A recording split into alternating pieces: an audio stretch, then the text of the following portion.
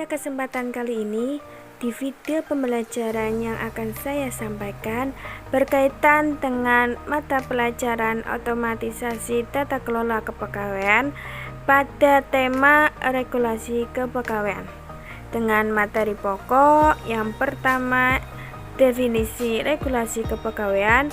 Yang kedua, macam-macam regulasi kepegawaian.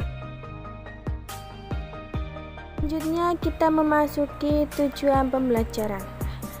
Nah, berbicara mengenai peraturan, bahwa dalam kehidupan kita tentu tidak akan pernah lepas dengan adanya aturan.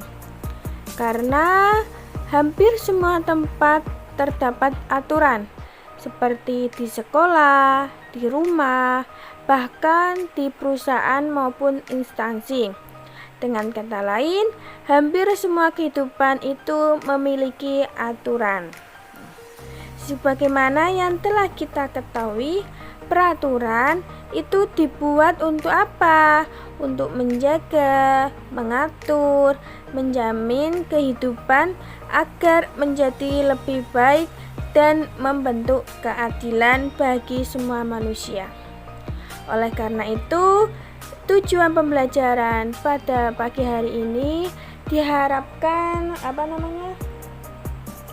semua siswa diharapkan yang pertama memahami regulasi kepegawaian, yang kedua melakukan klasifikasi regulasi kepegawaian.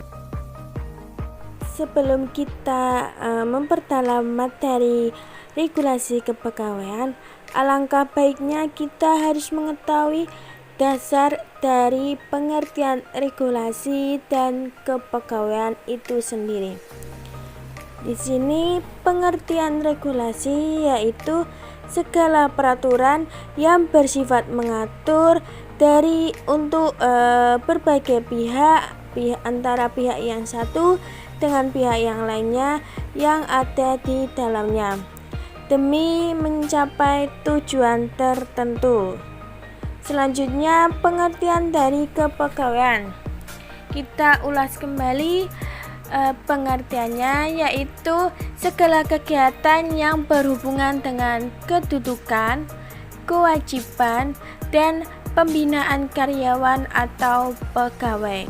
Selanjutnya, pengertian dari regulasi kepegawaian, yaitu peraturan yang dibuat untuk mengatur dan mengendalikan pegawai dalam bertindak maupun bekerja agar tujuan yang diharapkan tercapai.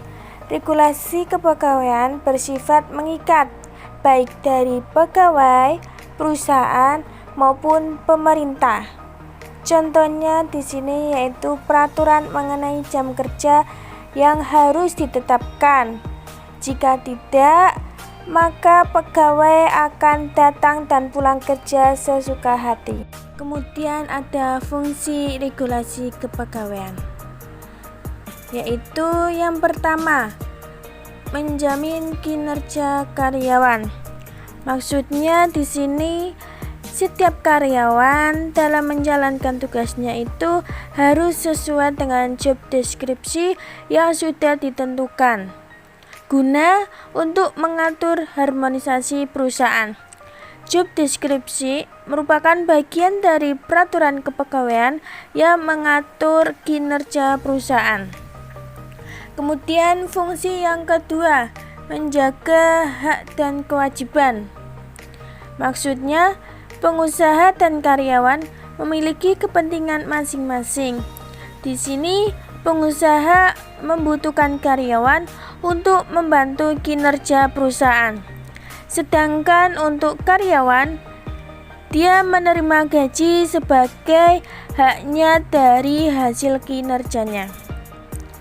Agar hak dan kewajiban di sini berjalan dengan lancar, maka perlu diikat dalam peraturan kepegawaian. Kemudian yang ketiga, fungsi regulasi kepegawaian, yaitu menjamin kepastian hukum. Maksudnya pengusaha, baik pengusaha maupun karyawan, Dengan adanya peraturan kepegawaian, maka akan terhindar dari berbagai macam gangguan. Nah, setiap ada pelanggaran akan ditindak tegas. Jika perlu, ada sanksi sesuai dengan tingkat kesalahan. Dan sebaliknya, apabila ada karyawan yang berprestasi, akan mendapatkan penghargaan. Jadi, ada timbal baliknya. Selanjutnya ada macam-macam regulasi kepegawaian. Kembali mengulas bahwa regulasi kepegawaian adalah peraturan mengenai bidang kepegawaian. Oleh karena itu, peraturan tidak akan terlepas dengan adanya hukum dan peraturan di bidang kepegawaian. Regulasi tersebut bertujuan untuk mengatur dan mengendalikan pegawai. Di sini ada beberapa sumber hukum ketenagakerjaan yang terdiri atas yang pertama, yaitu peraturan perundang-undangan.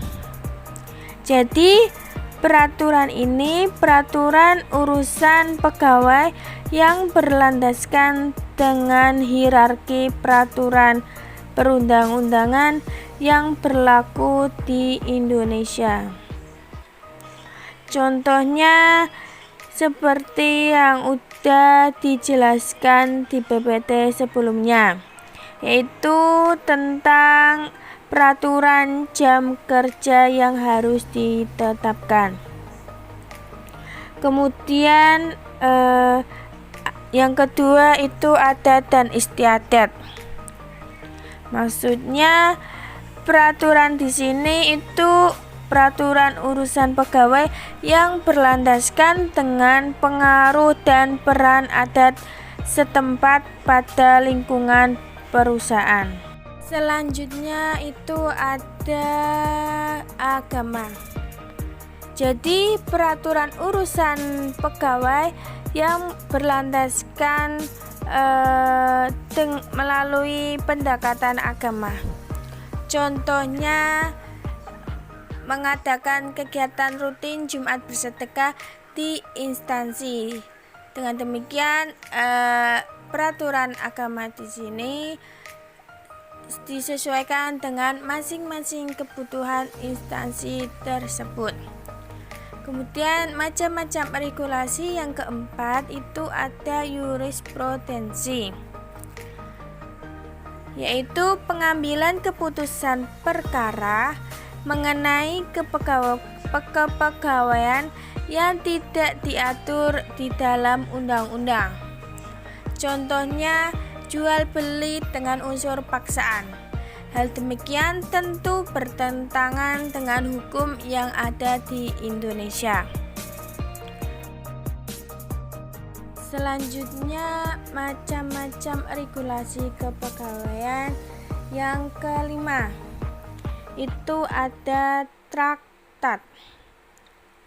Maksudnya peraturan urusan pegawai yang berlandaskan dengan perjanjian internasional yang dibuat antar negara satu dengan negara yang lain tingkatan dunia dalam bentuk tertentu.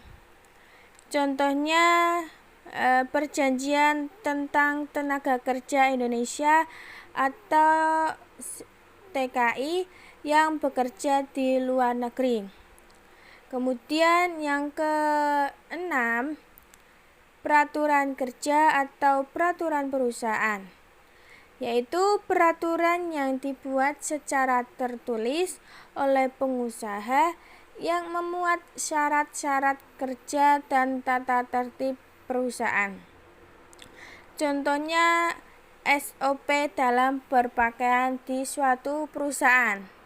Jadi pada saat bekerja di sebuah instansi, sebelum bekerja itu harus adanya peraturan-peraturan yang harus dipenuhi dan diterapkan.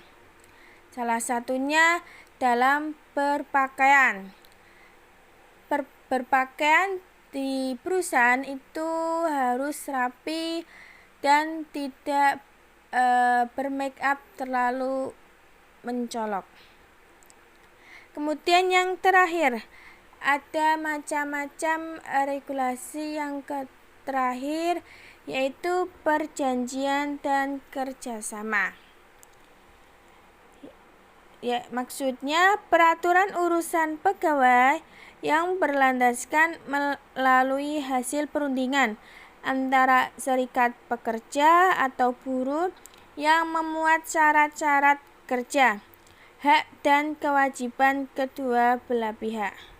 Contohnya tentang hak dan kewajiban yang diperoleh oleh pekerja atau buruh agar menjamin keadilan bagi seluruhnya, baik bagi perusahaan maupun pekerjanya. Sekian video pembelajaran